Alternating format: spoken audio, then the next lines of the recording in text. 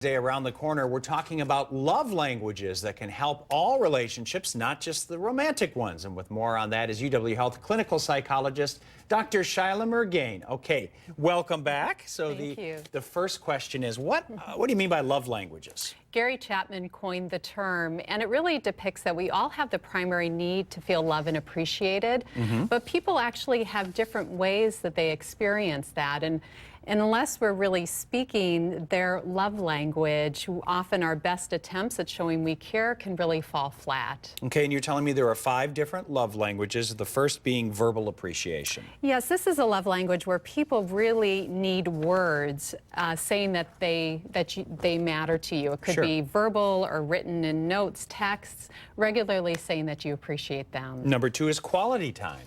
The gift of time is what helps this person feel loved. It's spending time in a meaningful way, doing shared interests, and really being present, not distracted with that person.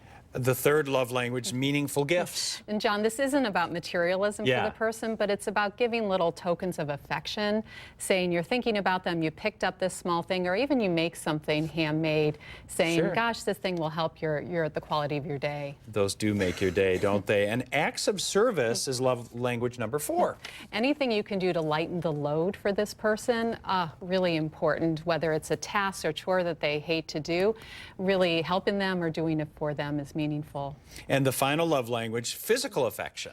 This is really doing any small gesture of touch, maybe a hug, a hand on the arm, or a kiss on the cheek, really helps this person feel cared for. Okay, we have a little less than a minute, and the final point here, discover their language. What do you mean by that? Discover their love language in what way? Yeah, we often give in a way that we most want to receive. So if we can look at our behavior, other people's behavior, we can learn our own language and what other people really need from us. And you can experiment, try all 5 different types, and the one where the person really lights up and feels really appreciative, that's their primary love language. All right, get out there and find out more about those love languages. And if you want to find out more about how laughter really is the best medicine, Dr. Mirgain will be giving a talk with that title. It's March 3rd at Dream Bank on the Square, and that begins at 6:15, and that child right there certainly knows the joy of laughter. So if you'd like to see Shilagh in person and hear her inspiring talks, there's one for you right there at the Dream Bank on the Square next month.